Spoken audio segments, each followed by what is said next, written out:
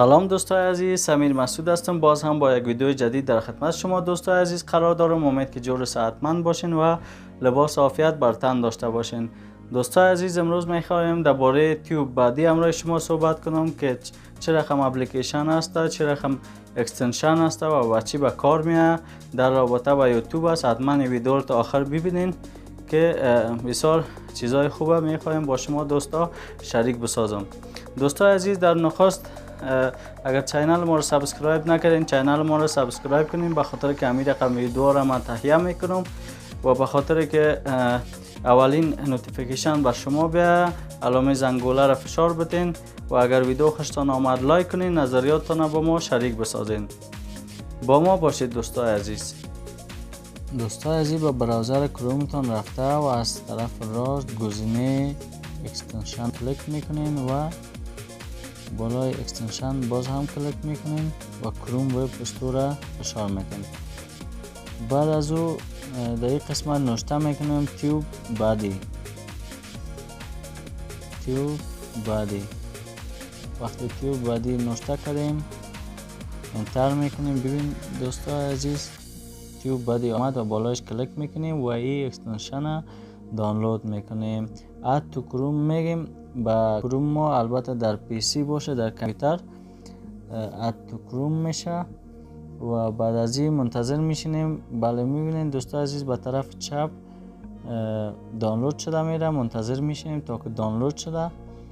بعد از اینکه دانلود شد از ما مثلا خواهش میکنه که اکانت یوتیوب ما و TubeBuddy ساین این شویم.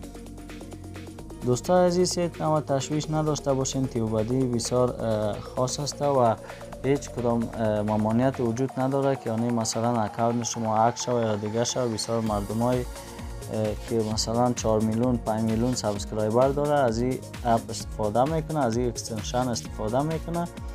و دوستان عزیز، وقتی که ساین این شدین، وقتی که میخواین ساین این شوین در TubeBuddy بالای لوگوش کلیک میکنین. به صفحه یوتیوب رفته و بالای لوگوش کلیک میکنین. اینجا گزینه ساین این است.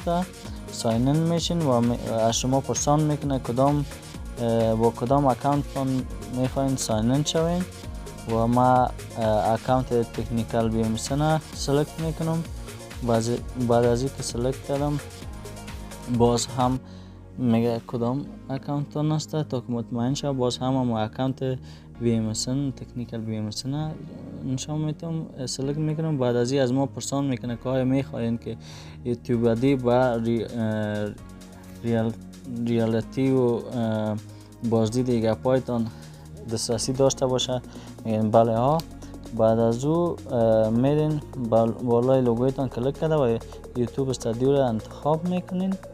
وقتی یوتیوب استودیو را انتخاب کردین صفحه تون باز میشه و بعد از او میرین در قسمت بالای TubeBuddy کلیک میکنین و میرین به قسمت کانتنت و ویدیوتون انتخاب میکنین. هر ویدیوتون که میخواین که ببینین که تگایش چه قسمی هست.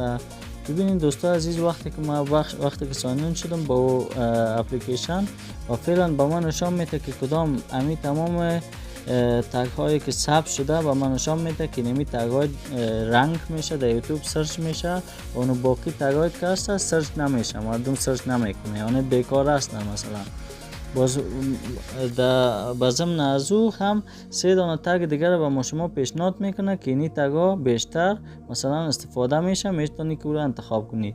در زیر باقی تگ ها هم هست که به ما پیشنهاد کرده ولی در بدل از او پول میخواه و ما نمیخوایم که مثلا پرداخت کنیم بازی به خاطر چند تگ یا پایز یا پرداخت نمیکنیم.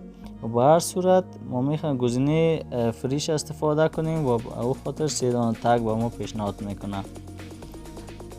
و در این قسمت هم ببینین دوستان عزیز، ما میخوایم که این نام را که انتخاب کردیم با ویدیو خود تایتل عنوان را که انتخاب میکنم. پیش از او که انتخاب کنم در این قسمت میایم در کیورد اکسپلورر انتخاب میکنم که چه قسم ویدیو آپلود کنیم. ببینین دوستان عزیز در این قسمت به ما نشان داده گاد و رزالتش هم میبینین.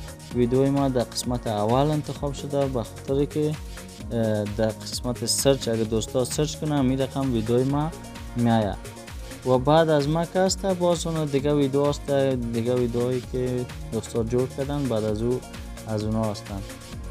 ما از این روش استفاده میکنم و ویدیوی ما در قسمت اول قرار میگیره.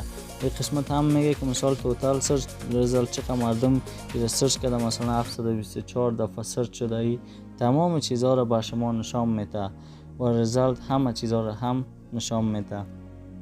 و در این قسمت میبینید دوستای عزیز امو کلیدایی را که ثبت شده تمامشون امو کلیدایی است که رنگ میشه و با ما هم 3 دانه تگ دیگر هم پیشنهاد کرده که من میتونم که او را هم استفاده کنم. و با می شکل شما کوشش کنین که تمام تگ هایتان امو رقم اگر سبز باشه در قسمت سرچ انجین اپتیمیزیشن یوتیوب قرار میگیره و ویدیوتان بیشتر سرچ میشه و جستجو میشه. امو است که ویدیوتان بیشتر دیده میشه. و در این قسمت هم مثلا شما میگه از طرف از این اپلیکیشن که مثلا اگر 40 سابسکرایبر دیگه پیدا کنید 2500 سابسکرایبر میشه. در این قسمتش گفته اگر 83 ویو دیگه بگیری با 3000 ویو میرسه. و این قسمتش هم گفته اگر 5 ویدیو دیگه اضافه کنی با چینلت مثلا 40 ویدیو میشه دیگه. با این شکل تمام چیزها رو با ما مثلا نشان میده. و این قسمتش هم که هست بخش کامنت هست که کامنت ها رو هم نشان میده که او در این قسمت هم خود یوتیوب هم داره و از روش ما صرف نظر میکنیم و قدر استفاده نمیکنیم به خاطر که در خود یوتیوب هم هست.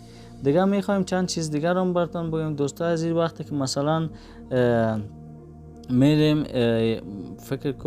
فکر کنین دوستا عزیز با اینی چینل من میرم مثلا سویس آل انوان در این قسمت ببینید دوستا عزیز به ما تمام چیزش نشان میده.